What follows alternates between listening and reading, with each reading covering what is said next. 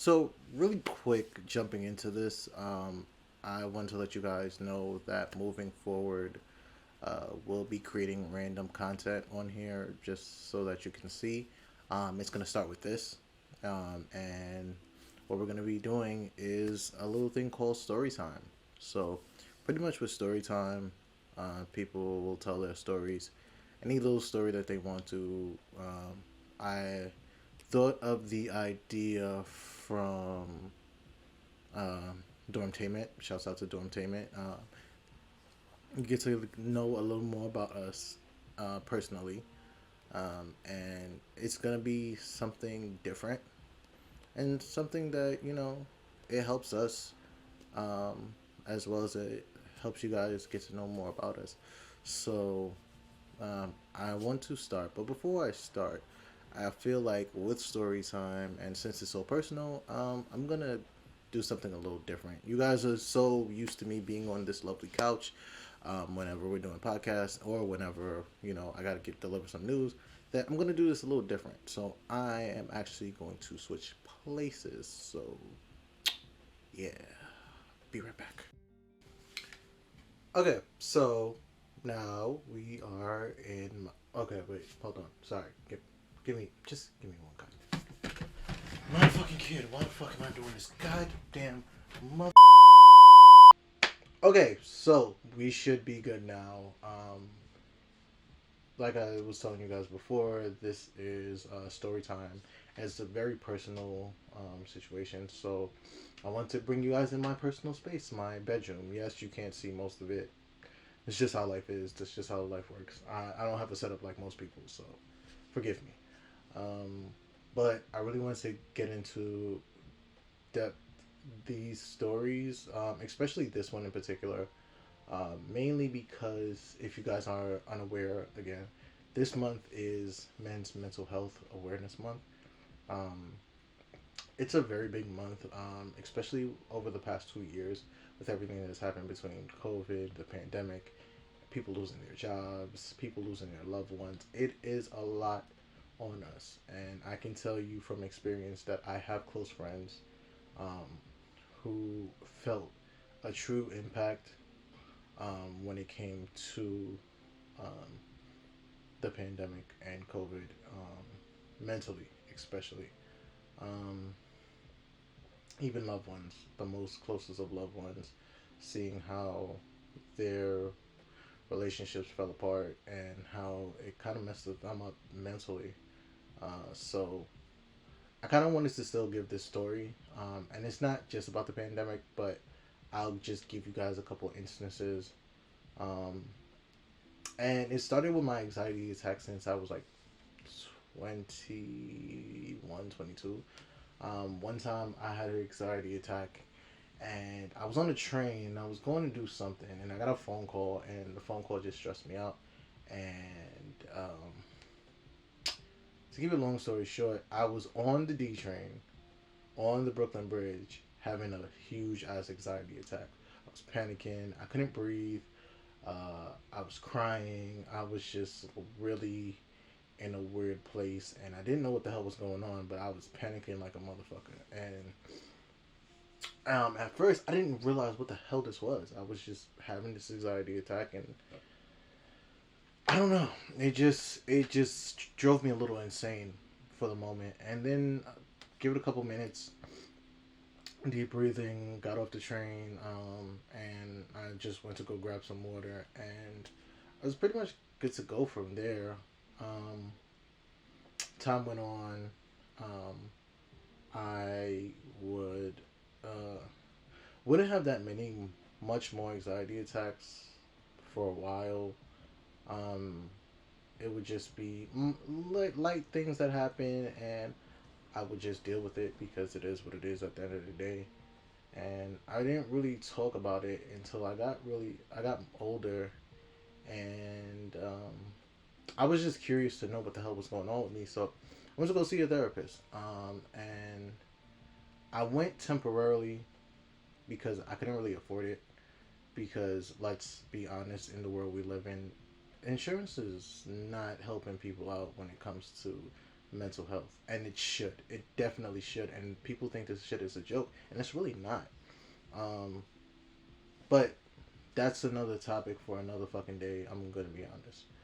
Uh, so went to it for a couple of weeks, but I couldn't really afford it. Nor did I really have the time to go. So I just didn't go. And then one day for sure at work, I definitely had a big ass blow up where I just couldn't take shit. Like I really couldn't. Now and this woman was annoying the literal fuck out of me. Like I could not deal with it. Like I really, really wanted to like go off on her, and I did. Like I literally made the lady cry, and I will honestly tell you guys from the straight up truth, I don't regret that shit at all. Like I really fucking don't. Like she was really like she was an old bitch. Like she definitely she deserved that. She had it coming for her because she was really like poking a fucking sleeping bear, and she really wanted that shit. But nonetheless, I still am mature enough to know that I shouldn't be going off the way I did, and it was what it was. I definitely learned from that. I definitely don't go off the way that I did then, and anger issues. That's another topic for another day. I won't really get into that. But I'll more so get into the mental frame, which after a while, I left that place. Actually, to tell you the truth, I didn't really leave. I just got fucking fed up.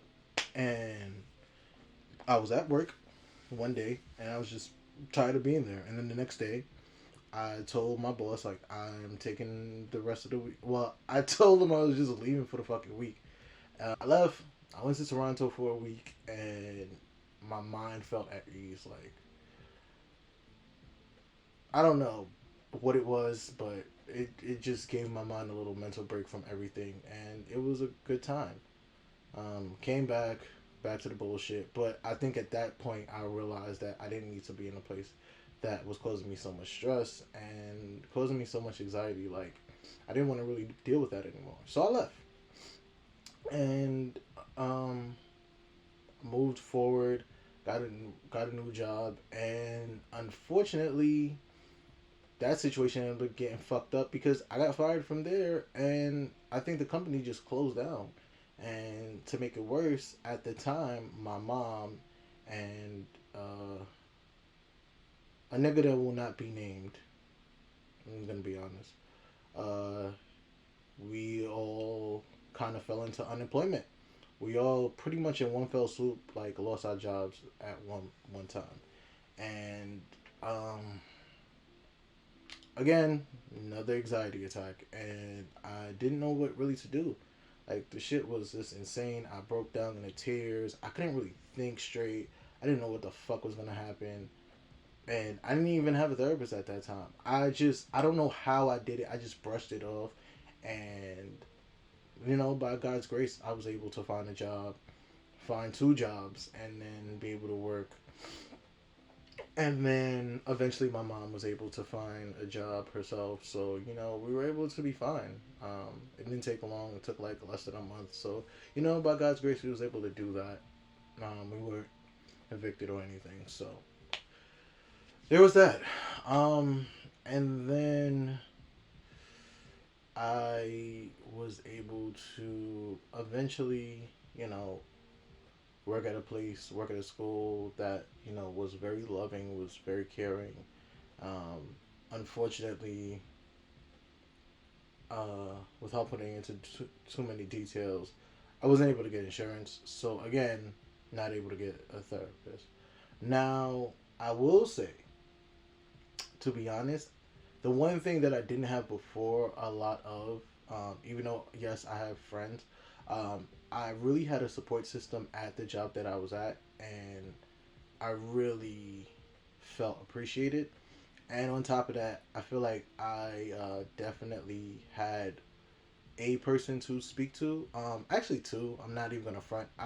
One person I don't really talk to as much, but it's because I left the job and we went into different paths. But one, I would say Sandy Hamilton.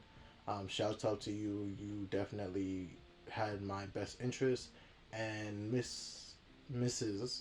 Monique Fisher also had my best interests when it comes to my mental health. So I definitely appreciate you guys. Um, Also, side note, I should also mention one more person because me and her was like mad tight. We're not, like I said, move on from jobs, so it happens. But Sabrina, Miss Aponte, you definitely helped me out as well.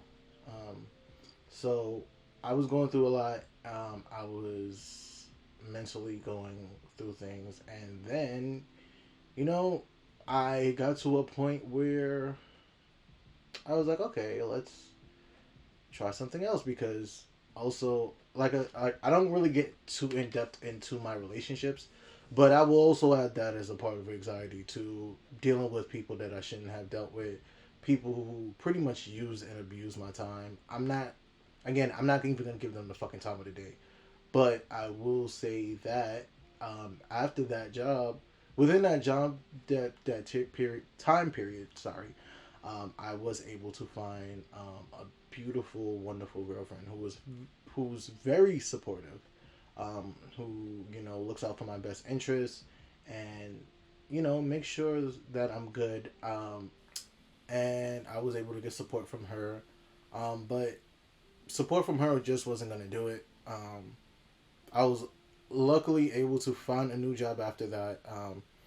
I left on good terms, but like I said, the insurance thing is a killer, and I definitely need that insurance just for physical and of course like being able to get a new therapist. And I was able to get a new therapist. Unfortunately, that didn't last too long, mainly because that job was causing me all kinds of stress. But the therapy sessions that I did have, um, um, Lawrence Lavelle, he was very helpful to me. He helped me out a lot. He helped me learn a lot about myself that I didn't realize before. Um, but then, this was around the time when COVID happened, and shit started really hitting the fan. And I at least had multiple thoughts of suicide. I'm not gonna lie to you. I had multiple thoughts of just giving up, saying fuck it, all that. And it took a lot out of me. And again, um, unfortunately, I had to leave. I wasn't able to go back to Lawrence. Again, insurance is a bitch, and that shit really fucks you up. Like it really does. Like it really. I want to talk about that. I'm just not going to talk about that right now. But yeah, I was able to find a new therapist, and I loved having her as a therapist. Unfortunately, again, I wasn't able to keep her because job position, not even job position, also of my insurance, and most importantly,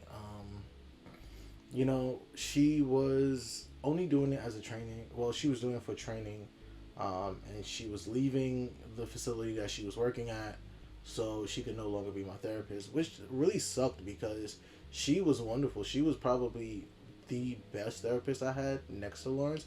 Like they were like head neck and neck, but um, to be honest, it was a great feeling, and I felt like I was getting better, even though I was having these crazy anxiety attacks. In 2020, I'll say between give or take September 2020 and December 2020, I was having too many of them. I was having multiple anxiety attack after multiple anxiety attack after multiple panic attack. Like, and I will give credit to a lot of my friends who not only called to check up on me, but actually literally showed up at my doorstep to make sure that I was okay. And I couldn't be thankful of those guys as well. Like I said, I have a long list of people that I should thank because they were always by my side.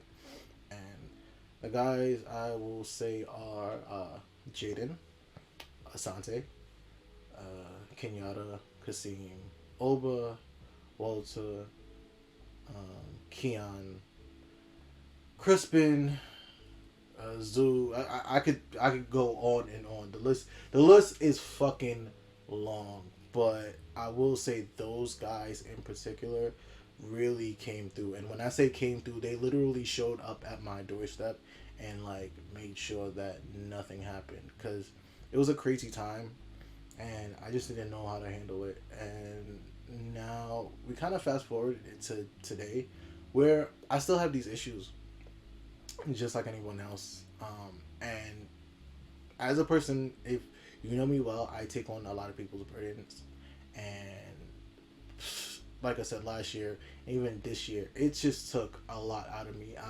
I am usually mentally drained, but I fight hard, and I fight because I know I have great people in my corner, and I have people that I feel like depend on me, even though they don't say it, and they don't have to say it, and I depend on them as well, because I feel like being in their lives and them being in mine, it really does help me in the long run. I am still on the search for a new therapist, so I am going to definitely be looking into that soon. And I'm mainly saying this story because I just want you guys to know that, you know, I'm human and I'm willing to tell this story, because I know there's someone out there who is afraid to tell theirs, and I want you to know that it's okay to not be okay. I'm gonna be honest with you. There's gonna be days where life is shitty, and you're gonna feel like quitting. You're gonna feel like giving up. You're gonna feel like the world is definitely against you. But I want you to know that there is someone always, and I mean always, there for you. They'll always have your back no matter what. Even when the world feels like it's going against you, always believe that there's someone out there that wants the best for you and wants you to keep going and keep fighting that good fight. I see all kinds of stories day in and day out. And I see people not quitting, and it makes me not want to quit. And for those people that feel like they want to quit, I fight that good fight to make sure that you don't, because I always want to make sure that you have that support. So if I can give any advice to anyone um, who may be going through problems, who may be going through issues, who knows somebody that may be going through issues, let them watch this video. Um, Maybe it'll help them, maybe it won't. But the main thing that I want to take away from this is seek help. Seek help from your friends, your family, a therapist, especially. And let me just clarify something. There is nothing wrong with having issues, with having anxiety, with having mental issues, being depressed, being sad. It's okay. We all go through it. And for anybody that's trying to play fucking tough guy, cut the shit. It's not cute. People die every day because they can't take it and you think it's cool. And for those friends and family members who always gonna say, "Oh, you'll be all right." No, that's not how you do it. You always support that person at the end of the day. Now you don't have to explain. And also, this shit also pisses me off. For those people who say, "Well, what's wrong? Everything seems perfect in your life." Don't do that. Please don't do that. That shit is not okay. That shit is not cool. It's never okay to say shit like that. You should never ever feel like somebody is okay just because they play the part. They could play the part, but then a million things could be wrong with them. You just always. I think It comes down to three simple words. Are you okay? Or how you doing? I feel like those simple words, those simple questions, can help a person out throughout the day, throughout the week, throughout the month. I've done it. I do it to my friends all the time. Ask them how they're doing. And I'm asking them, no, seriously, how are you holding up? You ask these questions because you don't know what the fuck the next man is going through. And you don't know what's really going on. And you just want to make sure that the person is able to say, screw it, yeah, yeah, I'm doing fine, and thank you for asking. And that little part may help them throughout the day. It's so helpful. So, like I said before, be supportive of your friends, be supportive of your family members who go through these kind of things every single day.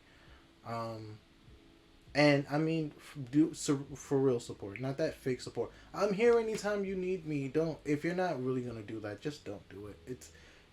It's fine. Not everybody is okay. Not everybody is fully equipped to do that, and that's pretty much okay. But try to help as much as you can, and most importantly, try to lead them in a direction where they can seek that kind of help. It's pretty much it. I don't have much more to say after this, but um, for anybody out there who is seeking a ear to listen to their grievances, uh, I'm here. I may just be a nobody on YouTube right now, but I'm still here, and I know how things are when people are upset and how people can react. So, I try to be the best person that I can, and I just want the best for people. Um, and this pretty much concludes my story time. If you want to, you can follow me on IG. It's Mr. Defiant. And definitely check out our other videos. Check out our podcast. We have a new video coming out this Thursday. And yeah, pretty much follow the rest of the cast as well. They're very supportive of me and supportive of each other. So definitely please support their pages, like, comment, subscribe, and definitely, no, we're all in this together.